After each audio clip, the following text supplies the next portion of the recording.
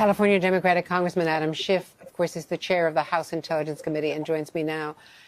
If the president or if the State Department within an hour or two announces anything less than real punishment, will the president be faulted for not living up to his campaign promise? He said he was going to hold them accountable and make them a pariah.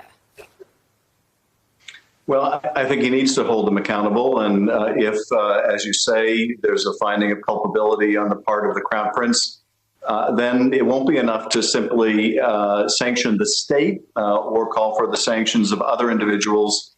There ought to be a personal consequence to the Crown Prince. That's obviously a delicate task when you're dealing with someone who's effectively the head of state.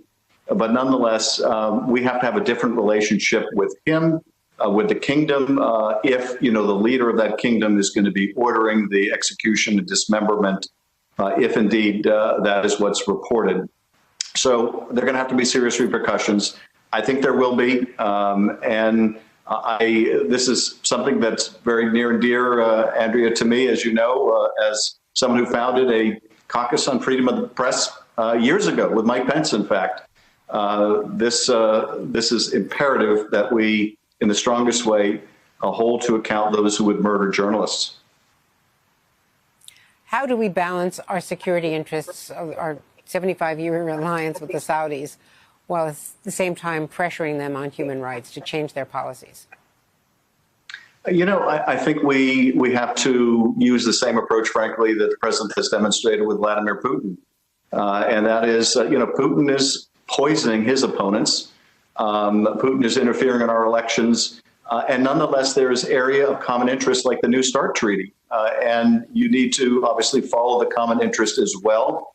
And there are common interests in terms of our counterterrorism fight, as well as pushing back on Iran's malign activities in terms of our relationship with Saudi Arabia. But it has to be a different kind of a relationship than it was over the last 4 years, where essentially we gave the Saudis carte blanche.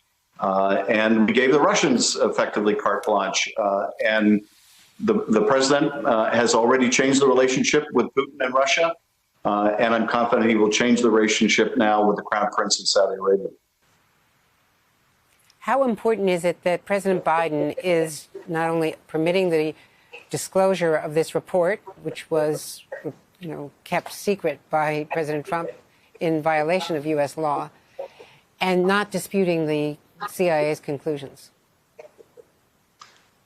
I think it's very important that we live our values, and this is the one way to do it. And as you point out, it's not discretionary on the part of the administration. Thanks to a law that our committee helped write, it's a requirement to publish this report and assert the accountability where it lies. And I think to reestablish our place in the world as someone holding the beacon of human rights high, this is vitally necessary. If we're not going to do so in the case of a U.S. resident who was murdered and dismembered for expressing their free speech rights, then what little claim can we make anymore to be a proponent of human rights? So this is a profound test case. In lots of situations, our values come into conflict with some of our interests. But our values really are our interests. And here it is most pointedly put to the test. So I'm confident the administration will come through that test, will hold the parties accountable who are responsible, and will restore America's place in the world as a champion who lives their values. And we're on the subject of these strikes in Syria against Iranian-backed militias. Were you, as a member of the Big Eight, briefed before the strikes? We received a written notification shortly before the strikes. So I would say the answer is nominally yes, but nonetheless, I don't think the notice was adequate in the form that it was delivered.